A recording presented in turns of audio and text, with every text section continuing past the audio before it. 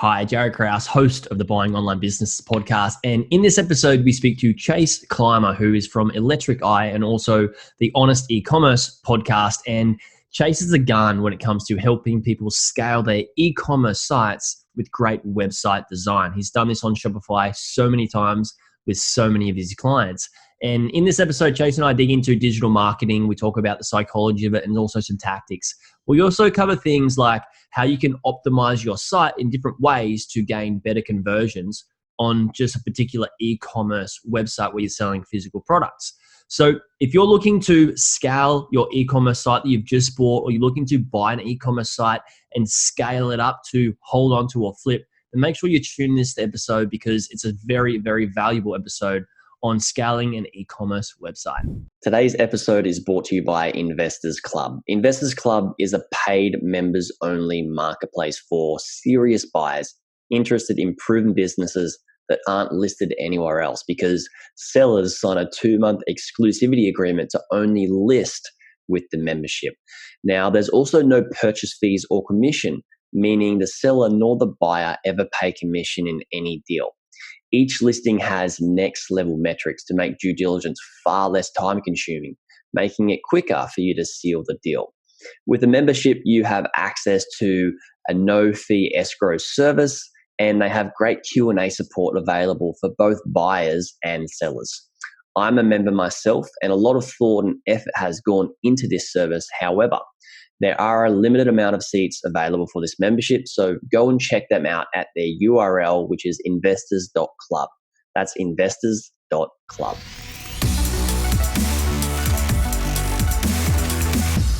Hey everyone, and welcome back. And a special thanks to Chase, and welcome Chase to the Buying Online Business podcast. Thanks for coming on. Yeah, thanks for having me. Awesome, man. I see you over at Electric Eye. You guys have been doing some great things for Shopify stores, and I've been following some of the case studies you've done, one of which with, I think it was Drip, where you guys helped scale a drip accessories site, which is pretty cool, the returns that you guys got from that. Now, everybody listening, Chase, they're just looking at buying an e-commerce site or an online business, some of which will go down the e-commerce route, right? And then they want to straight away just scale it up and get their return back on their investment as fast as possible. So because you're so well-rounded in Shopify and I guess some other type of e-commerce platforms, what if you were to buy a site, what would be the first thing that you'd start to do? Like, where would you go next in terms of growing? Absolutely. So I think if I bought a site, which is funny you bring this up, that's a goal that I have. So these are true words that I'm going to follow this process as well. So I'm practicing what I'm preaching here. Awesome. So we look at dozens of online stores every week, and they all usually have the same problems. So I go looking for those problems. So when I'm kind of looking at a new store, the first thing I do is I go in and I look at the difference between their conversion rate on desktop and mobile, which is really, really easy to do on Shopify. On any other e-commerce platform, you can probably figure out how to do this through Google Analytics or whatever built-in analytics are there.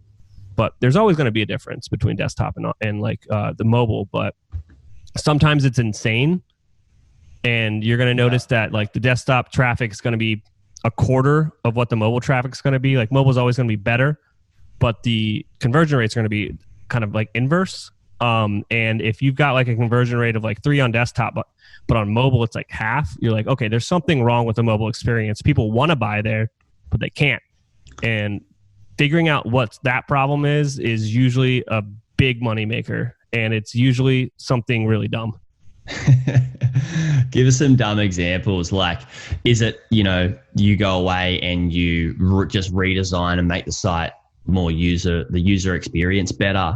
Do you make sure it's just less steps towards, clicking the buy button? What are the easy, quick, low-hanging fruit type things there? The low-hanging fruit is you kind of hit the nail on the head there. Just make it easy. Some people, I was looking at a site today, and their top-line navigation had like 30 links, and they were selling 2 products. This is in the navigation bar? Yeah. It had like so everyone listening, they're like, why is that a problem? I'm gonna tell you why it's a problem. If you look at if you imagine your website like a bucket, and you got one hole in the bottom of that bucket, it's essentially you want people to go through that hole. That's like this. That's a sale. You know what I mean? All the leads come in the top, all the traffic comes in the top. At the bottom, water's coming out. That's a sale. I'm kind of describing a funnel here. Yeah. But every time you add a link or a choice or something confusing to the website, you're literally poking holes in that bucket everywhere. And you're causing that traffic to go somewhere else that isn't towards your end goal, which is a sale. So if you have a navigation, you're selling two widgets, widget A and widget B. They have their differences, but they're both solving the goal. They're solving that problem that you have. All your navigation probably should be about is those widgets and selling me those widgets. Your hero image should be about that widget, talking about the differences or like which one's better or which one's on sale right now. Everything else should be at the footer. All of your content pages for SEO usually don't need to be in the header at all because people are coming to that through Google or Yahoo or whatever their search engine is. It doesn't need to be in the header. Like no one cares. Like the reason that exists is for them to get to your site from a search engine. So bury it in the footer because people are only coming from search engines. They're not clicking on it once they're on your website. I digress though. So having an insane navigation is like a big problem that we see a lot. You're buying an e-commerce business. Yep. People are there to buy. I don't care about your founder story usually, unless it has something really good to do with what's going on with the business. Well, most people don't, like most people don't go, like I'm going to go buy a drink bottle or, a mattress or freaking whatever you're going to buy online. I'm not going to I'm going to learn more about the product before I go, are these guys legit? Like what's their story? All this sort of stuff. Most people are shopping online based on price, I feel anyway. And then brand sort of comes a little bit second. Yeah. I mean, this is what's happening. People are visiting the website. Homepage has one goal. The goal of the homepage is get me to the product so I can learn about the product I want. And that should be kind of what's going on the homepage is what the navigation should be doing. Once I kind of get in there and I realize this product will solve my problem, then I'm already hooked. Then I'll go investigate. Then I'll go figure out what your shipping policy is. Then I'll go figure out that you're like a real company with an American founder that has a cool backstory, that this is a problem you actually want to solve. Like I'll go find that stuff on my own. I don't need it like front and center plastered, confusing me. Like my problem I want to solve is your product going to solve my problem. Once I figure that out, the rest of it is just me trying to mitigate my risk of giving you my money.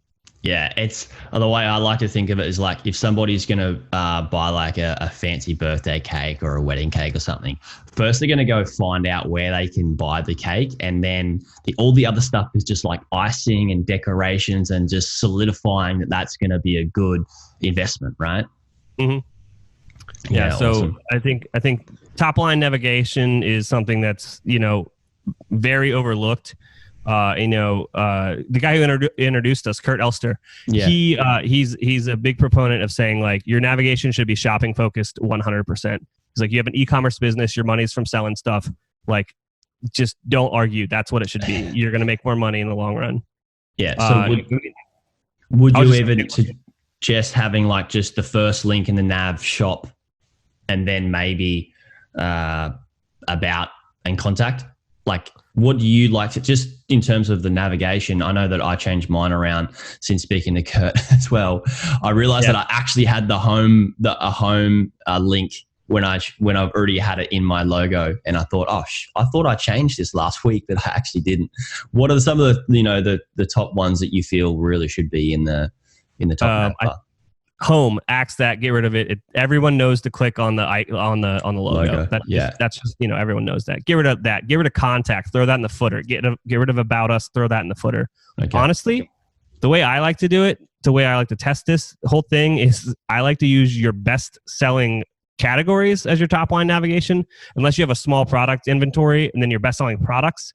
So like widgets A, widgets B, widget C, and then like shop all or whatever. 4 options. That's like way easier for me to comprehend as a consumer. Focus on the sale as well, right? Exactly. Yeah. And then another way that I think having it, if it was like shop all, about, contact as your top line navigation. Now it's an extra click for me to go from like I want to shop all, and then that's probably broken into your top line navigation, like with your products and your inventory. Like that should be your first line of navigation. If I want to contact you, I probably have a reason that I want to, so I'll go look for it. Yeah, I'm coming back to your funnel that people, if they, have too many links, they're just going to mutilate this funnel, right? What I did is I bought a site, it was an e-commerce space, and I just revolutionized the whole way that people would buy and made sure I'd cut out steps, because there were a lot of steps that were involved to purchase this product, because it was a custom designed product for themselves.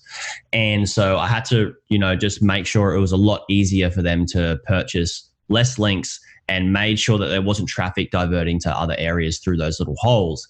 And then also in the top navigation bar, just for people knowing, is like an example may be if you're selling a product that is for men and for women, and then you can have custom, so you could, in my top nav bar was custom design, men's, and then women's. And you got three big areas, and they can go through and filter from there. So I guess what you're saying is having different filters for different products on the nav bar. Yeah, like once you go beyond the navigation, so once you kind of figure out that top line navigation, the next step of the funnel is always probably category or collection, whatever you want to argue it, whatever platform you're on. It's going to be that collection or category page. And this is somewhere that people often screw up, is that they just dump the products in there with no real rhyme or reason, or they have a rhyme to their reason that's all their gut instinct. But at the end of the day, what they're missing usually is proper filters, proper, heuristics, like how can I separate this by size, color, variant, in stock, out of stock, pricing. I'm lazy. I want to get to this product I want really fast. Like, give me those options. I don't want to go through your 200 products, your 5 pages to find the 6 products that solve my need. Let me click a few buttons and have those in front of me so I can compare them really fast. Having that on an e-commerce store usually is overlooked. And I see it overlooked by major brands all the time. You got to give them the option to get to the product they want faster, so they can then get down to the next part of the funnel, which is like the product display page, kind of the last step of that. And on that page, you should just be talking about how you're going to mitigate the risk, your return policies, your shipping policies, your user testimonials, your social proof, all that jazz.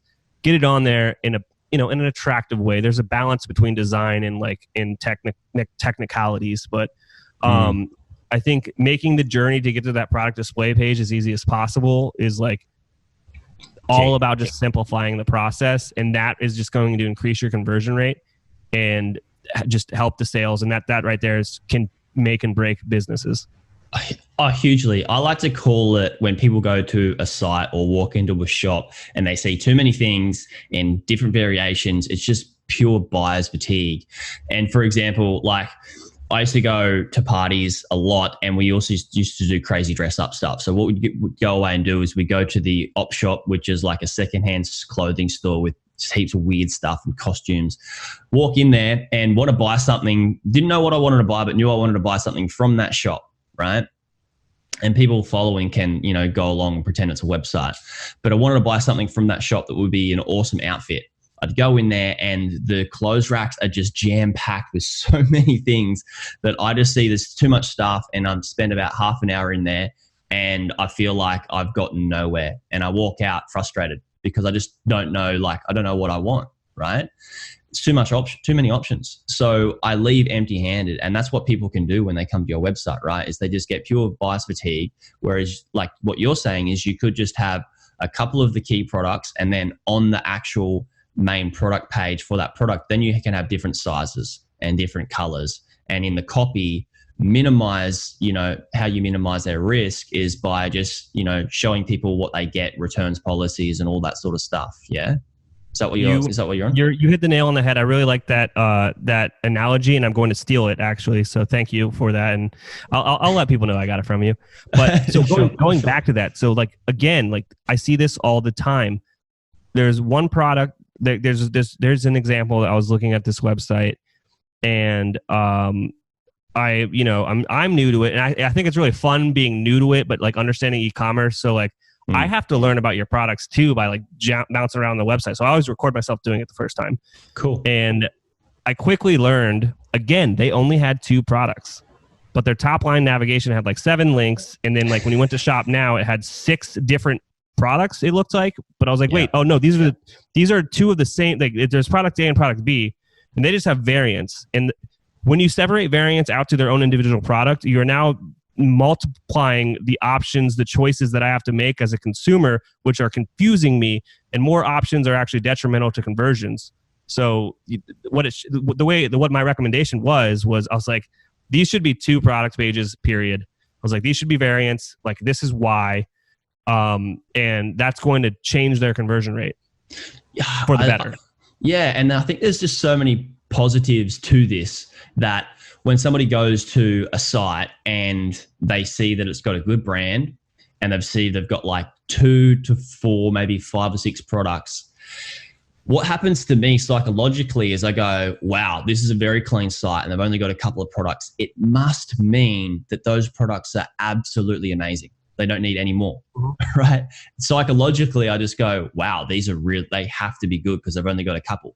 And that's what their whole business is based off, a couple of products. What? Like, most people feel like a big business must have like thousands and thousands and thousands of SKUs and stock units. So that's just another massive positive. Now, like I did say that if a site's clean, it's got good branding. What do you look at when, people come to you and say, hey, I've got a Shopify store, I've got my e-commerce site, and like I've done a couple of these things with Navbar and, put my variants on the actual product page, not the main page. But I feel like if I had some other things to contribute, like a cleaner site and a different brand, what are my next steps? Like, I know that some people just feel like a logo is just to look good, but there's more stuff that happens on a deeper level. Talk to me about like some of the things that you do with logos and design and changing things, and why you guys do it that way. Yeah, I mean, there's arguments on each side of it. Like, I've seen $1 million e-commerce brands on completely terrible designs. And then, I've seen amazing, beautiful websites that don't have sales. And that just comes down to your marketing message and how you're marketing at the end of the day. So I believe that the site A that I was talking about with a bad design, we're just brilliant marketers. And site B with the good design, we're, probably getting in their own way by not marketing because they probably thought it wasn't cool. So what my opinion is when it comes to design is that it is very important, but it needs to be it should be kind of driven by data. Best practices are best practices, and that's about it. So you should probably test them all. If you follow blindly the gurus that exist out there that have these $1 million, websites, like I did this and it changed my conversion rate overnight. That's cool and all, but that was for his particular or her particular customer on their particular product. And I'm sure he's only talking or she's only talking about the 4 winning tests that they had over the couple hundred tests that they did to get there. So take that stuff with a grain of salt. You should be testing everything. Yeah, and those 4 tests are over like a longer time frame than overnight. Yeah, so I'll talk about A/B testing in a minute. So if I forget, please remind me. But going back to the value of design, I think once you get into the 7-figure range with your business, you can't overlook design because people are judging you. People do purchase things based on how it looks because they value is subjective. And when things are designed beautifully, subjectively, you think it's worth more money. So that's why when you go to the grocery store, if you're buying for value, you're probably going to like the store brand just because that's what you're valuing right now is you want it to be cost effective and you want it to be cheap. But like say you're going into the beauty aisle and you're like, well, okay, I'm not buying store brand. This is my body. It's a temple, blah, blah, blah, blah. You're probably, if it's a new thing, you're probably buying the one that appeals to you with the design. So if you take that kind of thought process to a website, if your website looks like it was hacked together by a 14-year-old, like that's going to be how people perceive the value of your brand as well. So I think investing in consultants or freelancers or agencies that know what the heck they're doing to help you kind of elevate your brand. Budgets are all over the place. Like, you can get a better looking site when you have people that know what they're doing, do it. So I would definitely say invest in yourself and invest in your brand. It's going to pay off dividends in the long run. But it's definitely something where you have to understand that like it's probably going to be a little bit more, but it's going to make itself up in the back end. Yeah, it's certainly an investment. And I guess the suggestion for people that have just bought a site is that if you pay for a really good site and it's got a bunch of traffic coming to it, and you feel like you could convert more of that traffic by having a better brand and showing people that you guys are the shiz, like the actual thing that they actually want, and the brand is killer, the design's amazing, then certainly go for it. But if you're like only got a couple of, not that much traffic coming in, you're already converting quite well, then maybe it's not the main focus. So let's talk about the A/B testing as well, because I know that with different landing pages and different product pages that you can have one and you can test that against another that you might change. And the one that's working best should be live against, another one. And then you swap over, you edit one to make it better than the one that you just edited, and then send traffic to both. So that's how I've done it in the past. And yeah, I'd like to hear your take on how you guys do it with different product pages and things like that. Absolutely. Well, first, it's kind of gonna be bring some bad news to the table. I'm gonna say that 75% of your listeners don't have the traffic to where A/B test is something they can actually do. Like you need to have a lot of traffic to get a actual like statistical win. With your A/B test. So that's like the first thing is like you probably don't have enough traffic to actually get a real statistical like decision on this stuff. So then it kind of goes down to like, all right, you probably need to just invest in someone that has been around the course a few times, someone that like knows their stuff and they know best practices. They might even know your industry specifically to help you instill some quick wins in that part of it. So, the first thing about A/B testing is, unfortunately, your traffic's probably not already there. Like your traffic's not there. It's not a viable solution. Go invest your time elsewhere. But getting into it, like just like you said, you only want to test one variant at a time. Anytime you're testing multiple variants, you've already lost because there's too much difference going on. So you can only test one variant at a time. You want to test it when you're not marketing. Like it can't be going on during Black Friday, Cyber Monday. Like you're just going to be losing because your whatever marketing message that brought the person to your website is like influencing what's going on. Yes. So that's another variant that you're not even like considering. So you can't test it during like any like right now would be the time to test. Like it's what is it, February? Yeah. Right now would be the time to do these tests. You know what I mean? When you're not really doing big sales. Yeah. So those are things that people aren't considering. It just with that, it's sometimes the wins are pretty dumb, but a way to get to what to test faster is just ask your customers. Like get direct feedback. Even if you can't afford like to A/B test because you don't have enough traffic, you can always ask your customers why they bought from you and like ask people that are leaving why they didn't buy from you. And when you start to see patterns, fix those patterns or like double down on those patterns. Yeah. And it's so simple. Like it costs you nothing, but it's the feedback is better than what you could ever pay anywhere else because there've already people that have handed over their money to you, right? And I just want to give a bit of an example of what people could do to get feedback. A lot of people are going like, how am I going to get my clients or my customers that have already bought from me to tell me and give me good information? It's actually quite simple. You have an email list. Use that email list. It's for free. You send it out to people and just say, hey, like you could create a little poll, or if you've got a Facebook group, create a poll in the Facebook group, or there might be some technology to do that in email and just have a couple of reasons why people bought from you and allow them to choose that and then give them a discount code for the next, time they come and purchase from you. It's so super simple. Give them something in return for sure. Do you think that would actually get some great feedback, Chase? Yeah, no, I would say incentivizing it for sure. People aren't going to do favors for free because everyone's an asshole. But like, what you should do is you can bleep that out. I'm sorry. But what you should do is, you should reach out to your customers. They'll absolutely answer you, especially the ones that value you. They'll give you the right advice. But I would take it a step further than what you said by having the options. You should also have like a fill in the blank. Be like, okay, and why? The why is more important than the other stuff because the why is going to be where like those problems and those patterns are gonna come because people aren't going to say it all the same way, but then you'll start to be like, oh, like this is actually all the same thing. Yeah, for sure. And we just talked about, we spent the last, 20 minutes talking particularly about one piece of the puzzle, which is, the on-page type stuff and, really making sure that design is on point. What sort of, what comes first, the chicken and the egg? Like, do you go straight with a client to the site first and get that optimized before you start sending more traffic to it from a marketing campaign that you may build? Yes, okay, absolutely. Cool. Yeah. And here's why. And before I get to the why, to like what you can do in advertising, it's all about the conversion rate and the user experience. If the conversion rate is low, say it is 1%, and then we invest a crap ton in advertising that's doing cool, I mean, it's going to convert at that historical conversion rate as well. So if we do that, and I'm just going to use simple numbers here.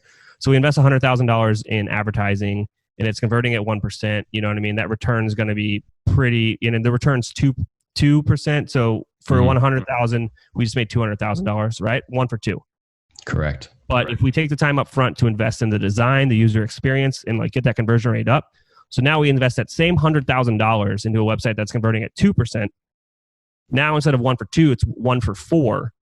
So I'm like, now I've just doubled my money. I might have done some math wrong there in like how those work out, but that's literally like, that's how it works though. It's all math at the end of the day. It is. But the simplest way to think of it is exactly what you said earlier in this episode, is that if you've got your website is the bucket and you've got heaps of holes in it, and the traffic comes into that funnel or that bucket and it's leaking out the holes and taking them away from actually purchasing that product that they should be purchasing or they came to purchase, then when you put more money into traffic to get more people into the bucket, you're still going to have leaks and people leaking out when you've actually bought those customers. But if you do the latter, which is obviously design first, optimize that first, then you patch the holes, patch those bottles, then you just funnel them straight into exactly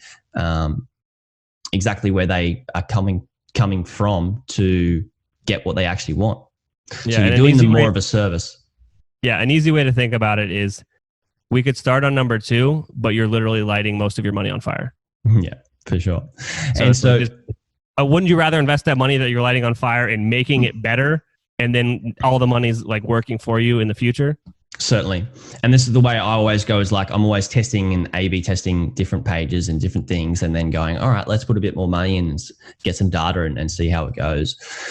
So that's one piece of the puzzle. And you guys do a bit of marketing. I know we don't have too long, but let's cover like where you'd normally go with marketing for Shopify and e-commerce stores.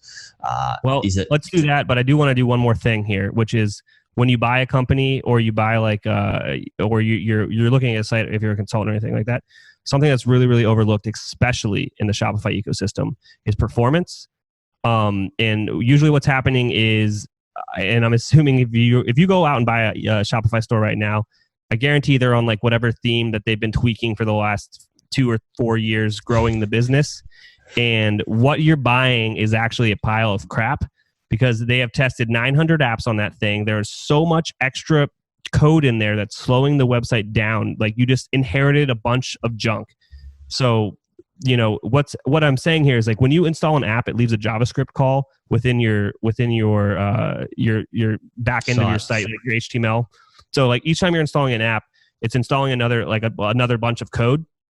When you uninstall those apps on Shopify, that code's still there. The second you hit uninstall, that app can never access your store again. So if you're doing this a lot and like repeatedly testing apps, you're just adding a bunch of gobbledygook to your website that is slowing it down. It's going to interact with other apps weirdly. It's going to cause like terrible performance. So like when you inherit a site and you start talking about like upgrading the user experience and like trying to change the conversion rate, speed is going to be a big factor on that conversion rate as well. So it's usually like not worthwhile like starting from that weird like hacked together theme. It's usually like, all right, we're actually going to build a new theme and it could look like that, but you want to start from square one and only install what's absolutely necessary, because anything else is going to slow the website down. Yeah, then you've just got weeds that you've pulled out and they're just going to keep coming back and back and back and slowing it down. And site speed is a huge thing. It's, our attention spans are like so short, especially because of social media, that when we come to a site, we don't want to be looking through hundreds of links to find the product. We don't want to be waiting for the page to load. it's just frustrating. You definitely lose a lot of traffic, especially on mobile. When you're pointing, I've noticed the load between, even if you've got a fast site, the load between like an advertising platform like Facebook to the site can definitely slow it down. So the best you can do with your site speed to change that, the better, right? Mm-hmm. Yeah, that's going to be a big one too. So let's talk a little bit about marketing. What's your first point of call for marketing for? I know it's going to be different for different brands, but what's the predominant one? Is it more so Google as opposed to Facebook? Because Google, people are actually searching for the products, whereas in Facebook, it just pops up and may be good or very annoying for the traffic. What's your first point of call? When I'm talking to clients about advertising and marketing after the fact, the first question I usually ask actually isn't what platform are we going to start playing with? It's like, how are you guys doing with your content production? What is the frequency of fresh imagery and video and copy and all that jazz? How frequently can we update that? Because the brands that have content production built into the grain of their being are the ones that are winning. The ones that are trying to recycle that same photo shoot from 2 years ago are the ones that are bleeding themselves dry. Like, I love that you said this. It goes hand in hand. Yeah. Like, if you want to win, you got to produce the content. And because direct response ads they just don't work as well as they used to, especially on these platforms, right? Like I used to do direct response ads and I just shot myself in the foot by staying with that and not diversifying into producing more and more and better content. So I definitely felt the wrath of that. And I know so many other people have. It's okay when you're retargeting, I guess, to people that have been to your site or seen some of your content, but fresh, good content is absolutely key, not just because that's what people want to consume, but because it actually builds more branding and more trust for your site, correct? Absolutely. And it's like once you start going into the top of the funnel and you're prospecting and you're trying to win new clients to your business, that's where you can like burn money. And if you're showing the same ad at the top of the funnel trying to prospect to people, once I see that a couple times and I ignore it, like I don't care about that ad anymore. It's literally gone. It's out of my vision. I'm not going to look at it ever again, even if it's being shown to me. I've like already mentally blocked it out. That's like there's science behind that. It's called ad fatigue, and Facebook talks about it too. Like so. Yeah. If you're showing me the same image like 15 times and I would have made my decision by then. Like anytime after that, the frequency, it's like, that's not worth it.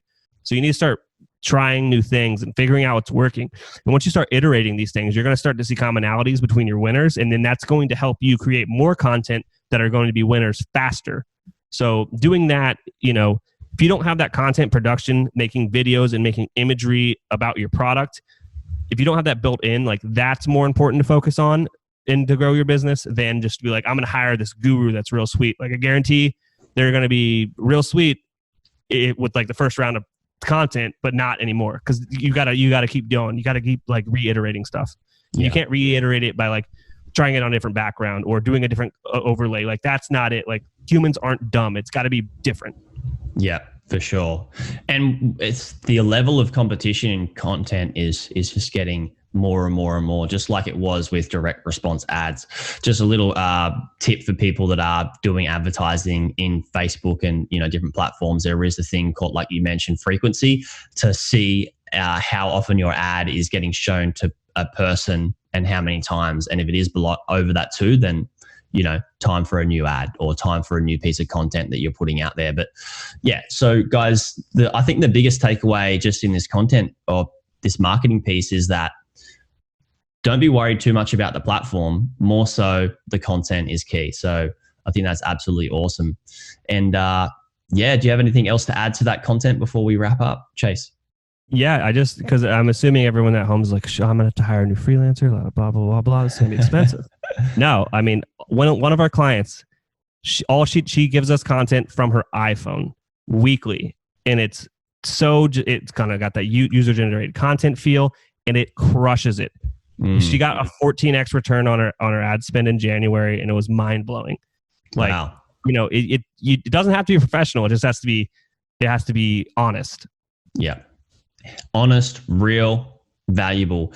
I've even seen where people had stopped doing a proper amazing video production for the videos, and they just started shooting them from just like little places, little rooms and stuff from their iPhone without a microphone or anything like that, just because it just feels more real. And they're actually uploading that to their YouTube channel because it just builds more trust, and people like feel like it's more real than these full proper production studios and stuff like that, which is a good little point, especially for a 4 times return, which is awesome. Chase, I want to say thank you so much for jumping on. We covered so much. Where can people find out more about you and what you guys are doing at Electric Eye, and your podcast, Honest Ecommerce? Yeah, absolutely. So if you want to hear me ramble for, nonstop like this forever, actually, no, I let my guests usually talk a lot more than me. So thanks for letting me have my time to shine here. So anyways, I have a weekly podcast. So it's called Honest Ecommerce. It's honestecommerce.co. You can go there and you can subscribe. We also have a newsletter that blasts it out every week. So that's a great way to kind of just listen to me and get to know more about what we're doing. And then if you have a brand on Shopify, or if you're looking to migrate to Shopify, feel free to reach out. You can learn more about the agency at electriceye.io. And yeah, I had a blast on here. This stuff, I'm really passionate about this stuff, and I could probably go on for another hour. I can feel it, and I would love to as well. I just don't want to, as we talked about attention spans before, I just don't want people to just, drop off in engagement here. But yeah, thanks so much for coming on. I really do appreciate it. Guys, go away and check him out. Check out his podcast. Links are going to be in the show notes. Before you guys buy a site, remember, you don't want to go away and buy a lemon. I've just updated our due diligence framework. It's a 2.0 version. We got like more than 15 other metrics you should be checking, and different resources you can use to get that data as well. Free resources, and there's some paid ones in there too. Make sure you download the 2.0 version of the due diligence framework. And if you guys actually did like this episode, please do me a massive favor, and do everybody else who wants to listen now and in the future a massive favor by going to iTunes or Apple and leaving a review. And the reason being is because it allows me to see what you guys actually want more from in this podcast, and I can bring more awesome guests onto the podcast like Chase. So please give us your feedback. Would really appreciate it. And I'll speak to you guys on the next one.